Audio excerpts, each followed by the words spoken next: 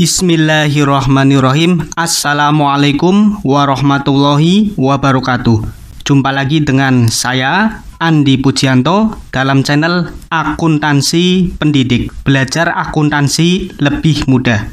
Dalam video ini akan dibahas cara menyusun laporan keuangan perusahaan dagang dengan pendekatan HPP. Untuk Anda yang saat ini masih belum bisa membuat laporan keuangan perusahaan dagang dengan pendekatan HPP, silahkan simak dengan baik video ini dari awal sampai selesai agar Anda dapat membuat laporan keuangan perusahaan dagang dengan pendekatan HPP mulai dari laporan laba rugi, laporan perubahan modal, dan neraca secara tepat.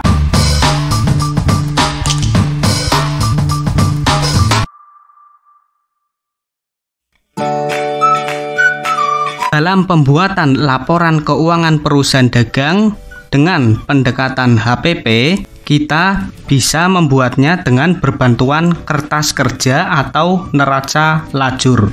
Kertas kerja atau neraca lajur yang kita gunakan adalah kertas kerja yang dibuat atau disusun menggunakan pendekatan HPP juga. Ciri dari kertas kerja yang dibuat menggunakan pendekatan HPP yaitu pada kolom nama akun ada nama akun HPP atau harga pokok penjualan. Nah, untuk membuat laporan keuangan perusahaan dagang dengan pendekatan HPP, kita bisa dengan sangat mudah membuatnya dengan berbantuan kertas kerja. Mengapa saya bilang katakan sangat mudah? Karena kita hanya perlu menyalin atau mengutip data yang ada pada kolom laba rugi dan data yang ada pada kolom neraca. Lalu bagaimana dengan data yang ada pada kolom neraca saldo, jurnal penyesuaian, dan neraca saldo disesuaikan? Ketiga data yang ada pada kolom ini kita tidak akan melihatnya. Sehingga dalam pembahasan pembuatan laporan keuangan perusahaan dagang ini, kita akan menyembunyikan ketiga kolom tersebut.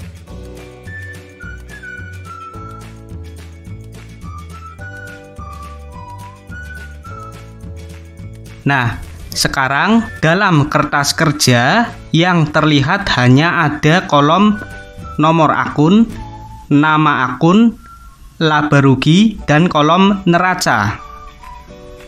Selanjutnya, kita bisa membuat laporan keuangan perusahaan dagang yang pertama, yaitu laporan laba rugi. Nah, teman-teman, sekarang kita akan mulai membuat laporan laba rugi perusahaan dagang, khususnya studi kasus pada PT Kurma Sehat periode Maret 2021. Untuk dapat membuat laporan laba rugi dengan berbantuan kertas kerja, maka kita akan melihat saldo yang berasal dari kolom laba rugi pada kertas kerja. Dalam laporan laba rugi nanti akan menampilkan data penjualan bersih, harga pokok penjualan, beban operasional, dan saldo laba apabila terjadi laba atau saldo rugi apabila terjadi kerugian. Kita tulis dulu pertama yaitu penjualan bersih.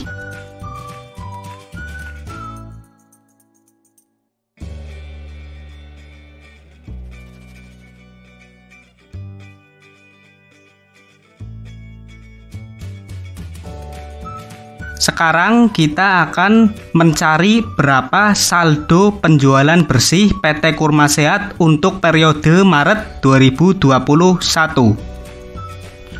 Untuk menghitung penjualan bersih, maka saldo penjualan dikurangi dengan retur penjualan dikurangi dengan potongan penjualan. Untuk saldo penjualan, saldo retur penjualan, dan saldo potongan penjualan, semua datanya ada pada kolom laba rugi kertas kerja.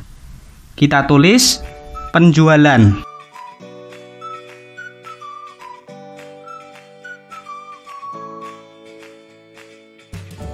saldo penjualan yaitu 31.200.000. Kita tulis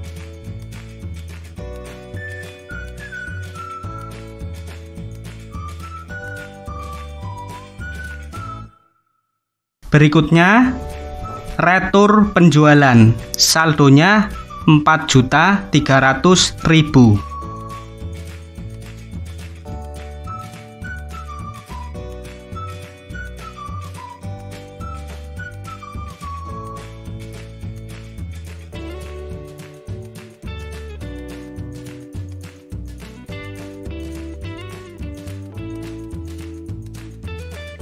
Berikutnya potongan penjualan, saldonya 120.000.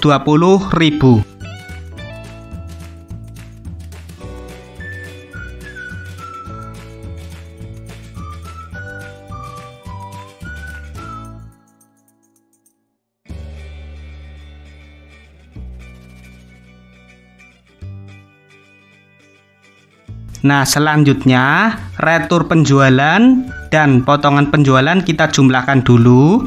Nanti hasil dari penjumlahan tersebut menjadi pengurang saldo penjualan. Nantinya hasilnya disebut penjualan bersih. Kita jumlahkan.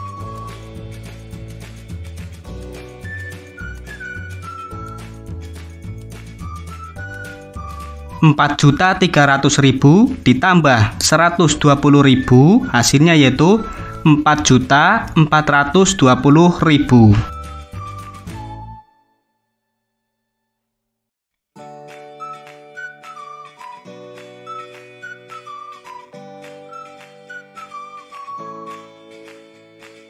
Nah, sekarang penjualan bersih bisa dihitung dengan 31.200.000 dikurangi 4.420.000, hasilnya yaitu 26.780.000.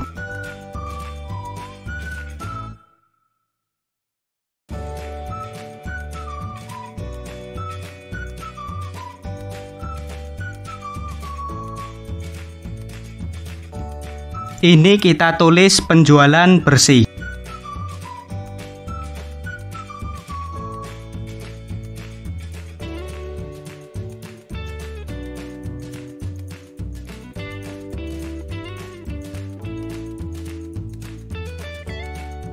Berikutnya, kita akan menulis HPP atau harga pokok penjualan.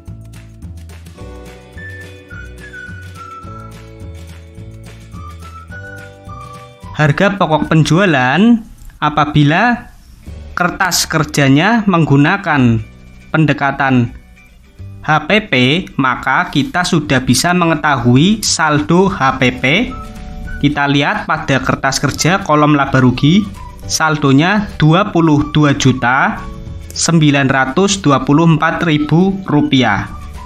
Nah, ini lebih mudah dalam membuat laporan laba ruginya karena kita tinggal menyalin saldo HPP yang berasal dari kolom laba rugi tersebut. Berbeda dengan saat kita membuat laporan laba rugi dengan pendekatan ikhtisar laba rugi. Pada saat kita membuat laporan laba rugi dengan pendekatan ikhtisar laba rugi, maka kita perlu menghitung HPP tersebut. Dihitung dari persediaan barang dagangan awal, ditambahkan dengan pembelian bersih, nanti menghasilkan BTUD dan dikurangi dengan persediaan barang dagang akhir, nanti menghasilkan HPP. Nah, saat ini kita membuat laporan laba rugi menggunakan pendekatan HPP. Dalam pembuatan laba rugi dengan pendekatan HPP ini, kita tidak perlu menghitung besarnya saldo HPP karena saldo HPP sudah ada atau sudah tertera dalam kertas kerja, sehingga kita tinggal menyalinnya saja ke dalam laporan laba rugi. Kita tulis HPP sebesar Rp22.924.000.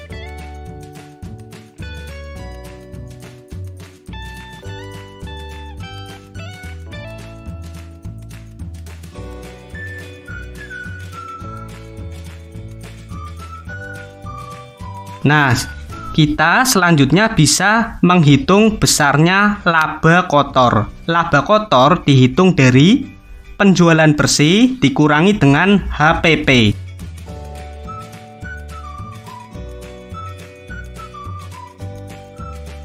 Di sini kita tulis laba kotor. Besarnya saldo laba kotor yaitu Rp26.780.000 dikurangi dengan Rp22.924.000. Hasilnya yaitu Rp3.856.000.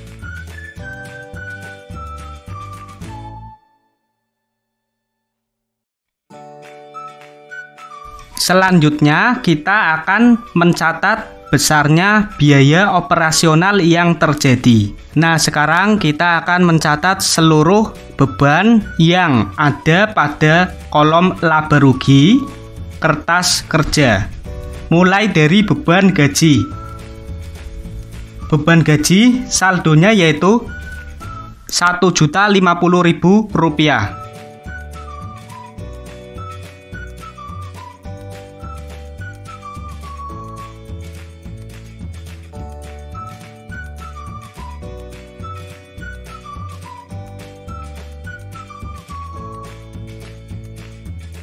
Berikutnya beban sewa gudang, saldonya Rp250.000.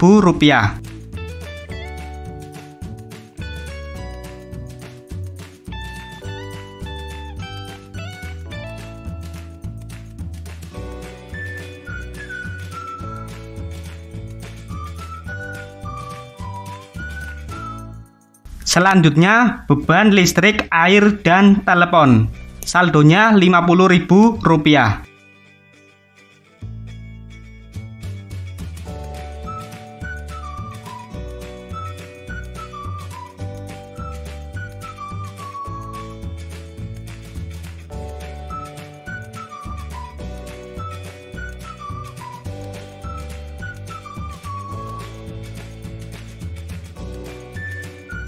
Berikutnya beban penyusutan inventaris, saldonya Rp50.000.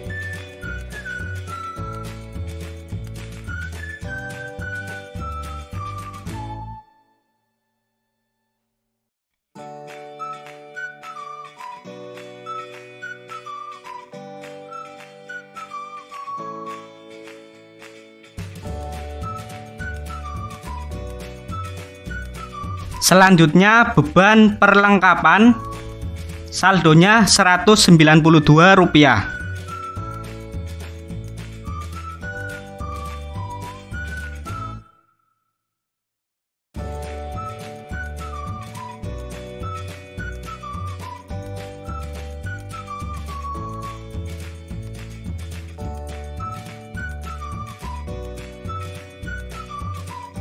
Yang terakhir beban iklan, saldonya Rp20.000.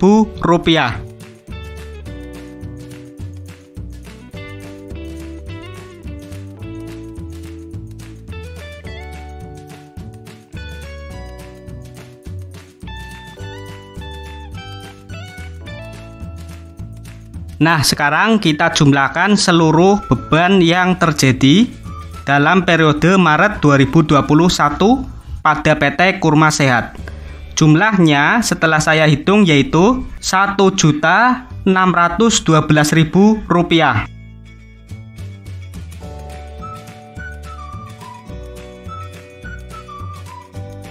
Berikutnya kita bisa menghitung laba bersih. Laba bersih dihitung dengan laba kotor dikurangi dengan total beban. Kita tulis di sini laba bersih.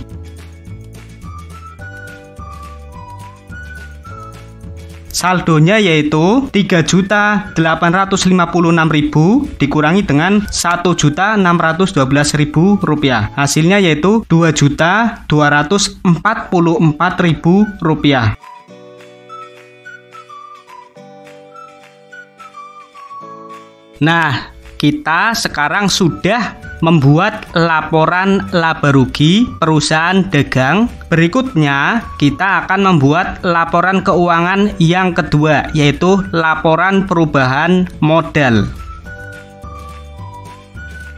Nah, sekarang kita akan membuat laporan perubahan modal PT Kurma Sehat periode Maret 2021 dengan berbantuan kertas kerja. Dalam laporan perubahan modal akan ditampilkan saldo modal awal, saldo laba atau saldo rugi, saldo prive apabila terjadi prive, saldo penambahan modal apabila terjadi penambahan modal pemilik, dan modal akhir.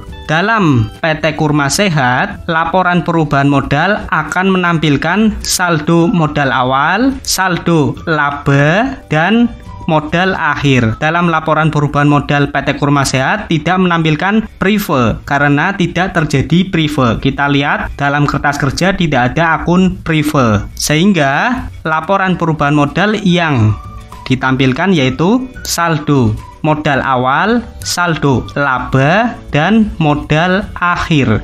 Kita tulis modal awal.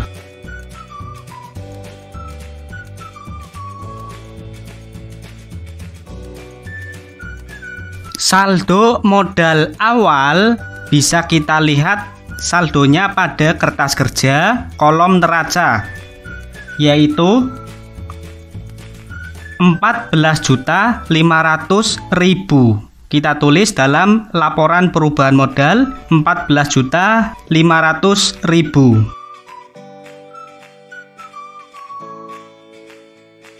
Berikutnya kita tulis saldo laba. Saldo laba atau laba bersih bisa kita lihat saldonya pada laporan laba rugi, yaitu sebesar Rp2.244.000.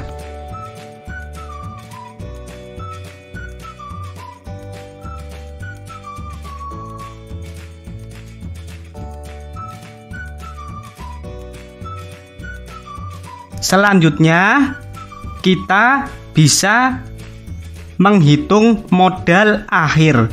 Modal akhir dihitung dengan modal awal ditambahkan laba.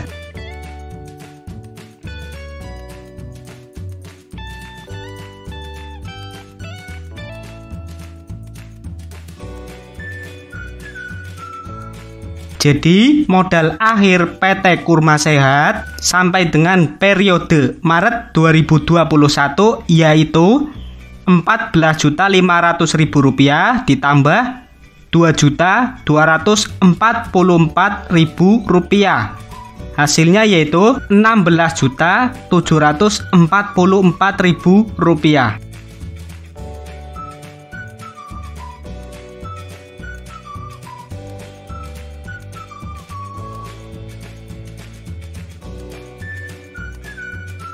Nah, sekarang kita sudah membuat laporan perubahan modal.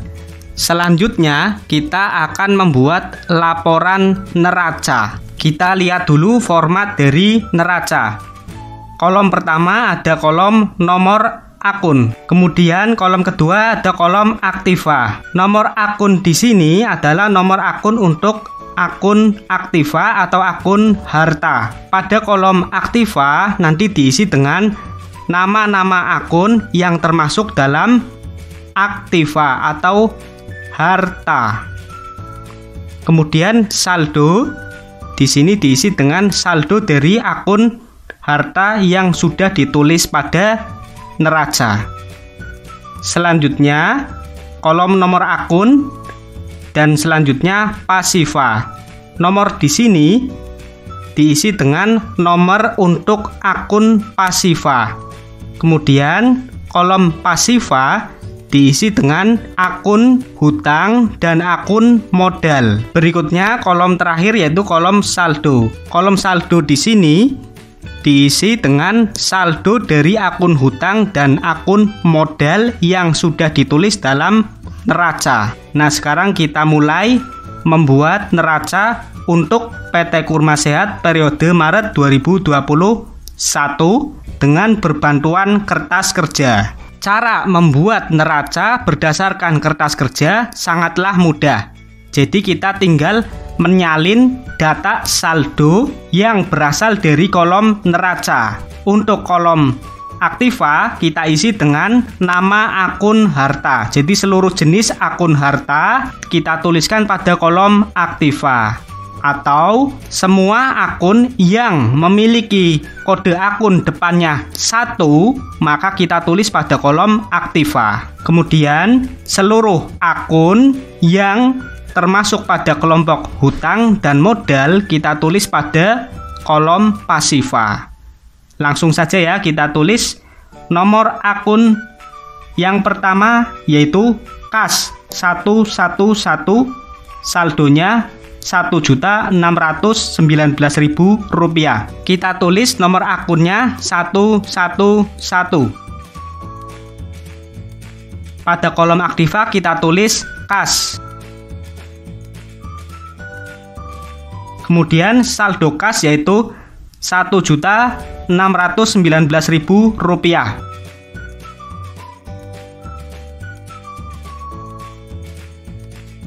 Berikutnya piutang dagang, kodenya 112.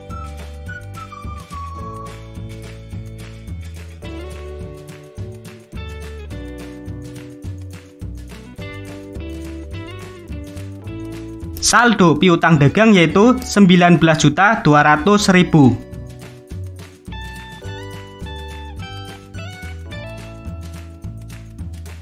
Selanjutnya perlengkapan, kodenya 113.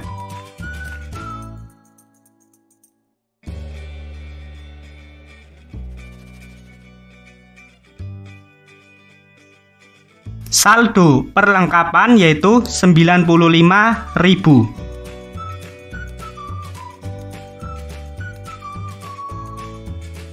Selanjutnya persediaan barang dagang, kodenya 114.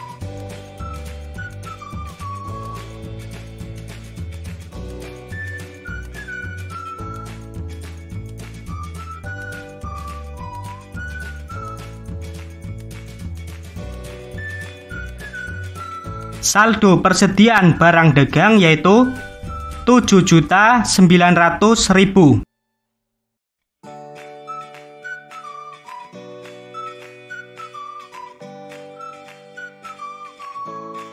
Kita lihat dalam kolom nomor akun kita menulis saldo akun secara urut.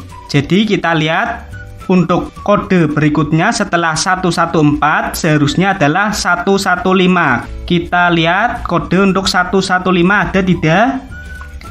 Di sini ada, yaitu akun sewa gudang dibayar di muka. Kita tulis 115 sewa gudang dibayar di muka.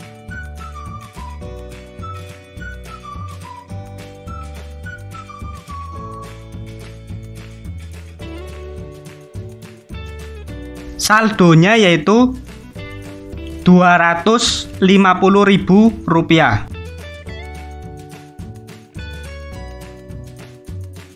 Selanjutnya inventaris, kodenya 121.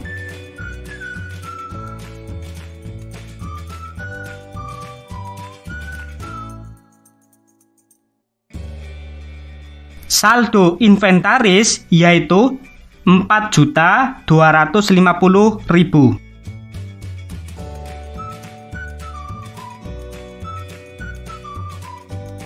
Selanjutnya akumulasi penyusutan inventaris, nomor akunnya 122.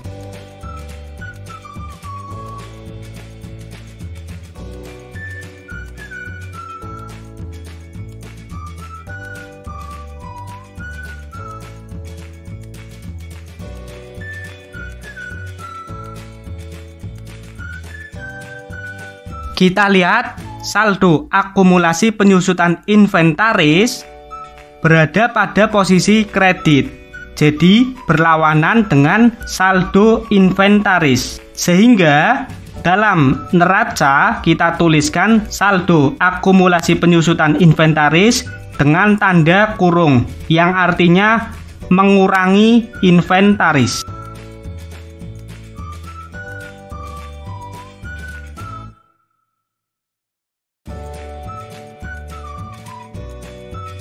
Nah, untuk akun harta atau aktiva sudah kita tulis semua pada neraca. Selanjutnya kita tulis akun hutang dan akun modal pada kolom pasiva.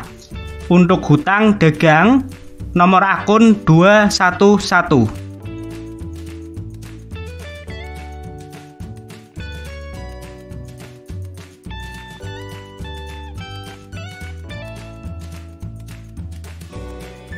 Saldo dari hutang dagang yaitu 15.850.000.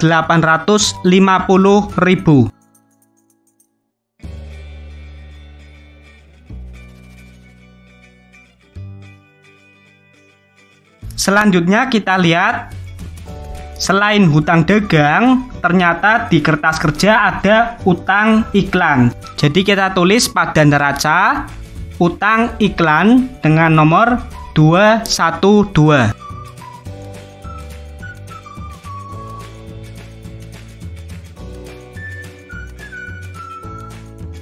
Saldo utang iklan yaitu 20.000.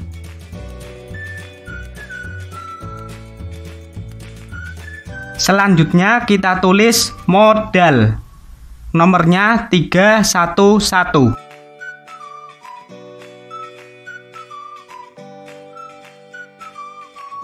Kita perhatikan saldo modal yang ditulis pada neraca adalah saldo modal akhir. Saldo modal akhir bisa kita lihat pada laporan perubahan modal.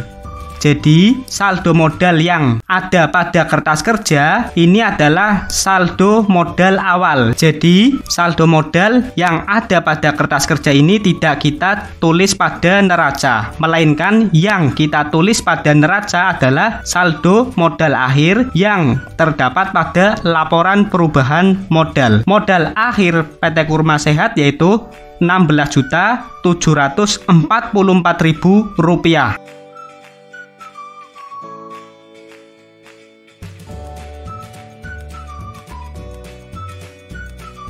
Langkah terakhir dalam membuat neraca adalah menjumlahkan saldo-saldo yang ada pada kolom saldo aktiva dan menjumlahkan saldo-saldo yang ada pada kolom saldo pasiva. Hasil total saldo aktiva dan hasil total saldo pasiva jumlahnya harus sama atau balance. Setelah saya hitung, saldo total aktiva dan saldo total pasiva yaitu Rp32.616.000.